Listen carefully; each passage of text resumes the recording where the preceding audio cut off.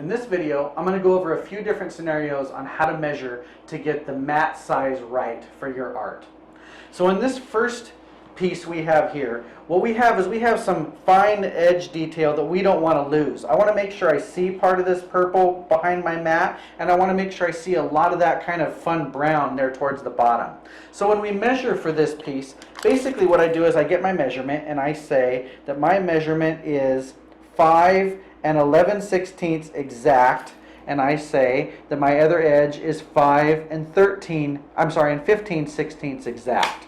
So then I'm going to say, well, you know what? Because I really want to make sure that the inside of my mat is what I want, I'm just going to subtract off a 1/16 of an inch off of the side of each of those. So I'm going to input that I want a window hole of 3 7/8 by 5 9/16. And I'm going to enter that for my window size of my mat. That's what my artwork size is. I'm putting in just where I've just cropped a tiny little bit off. Now it's going to make your life a little more difficult when you have to hold this behind the mat, but that's up to you. If you're trying to barely cover anything, enter the exact size you want, just covering a tiny little amount. Always make sure that you measured like at the bottom, the middle, and the top, and the side, the middle, and the top here, also just to make sure your piece is square, and if there's a little bit of border around that you're taking into consideration where you're measuring. So you want to make sure that what you're dealing with, you're taking into all aspects of your piece. So that way when you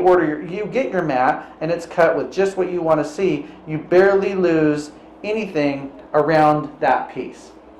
That's a little bit more of a difficult one. We'll get to some easier ones here in a minute.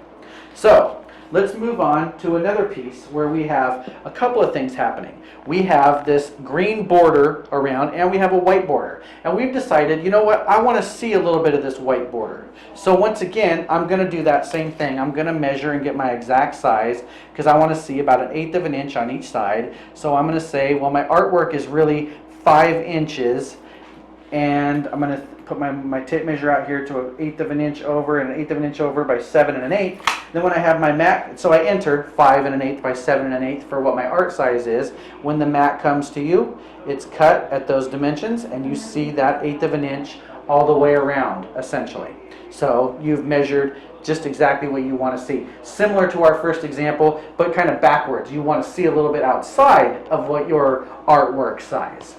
So the last example that we have is kind of a more traditional piece where you have a white border and you don't want to see any of that white border and you don't have any real fine detail around the edges that you care about losing. You can crop in on here and this image is still going to look just as good if it's cropped in, and it's going to make your life easier because when you get your mat on there, if you had a mat cut to where the outside size was right at each edge, basically it would be difficult for you to keep your artwork behind here and not have it shift without seeing some of that white edge and being distracting. So it's always nice to crop when you can.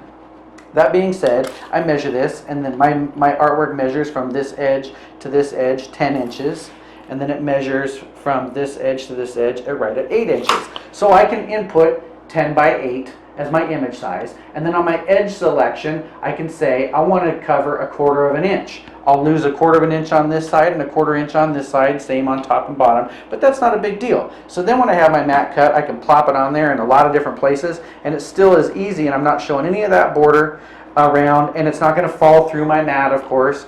And that is how I would measure for this piece. See, I could even fib it and say, oh, I want to catch as much of that blue sky I can up there. Or I could say, oh, I don't really want any of that blue sky, and I could shift it down here and get rid of some of that blue sky that's up in the top. So it gives you a little bit of play, basically, on what you control after you input your sizes. You can play with that once you've cropped out just a little bit.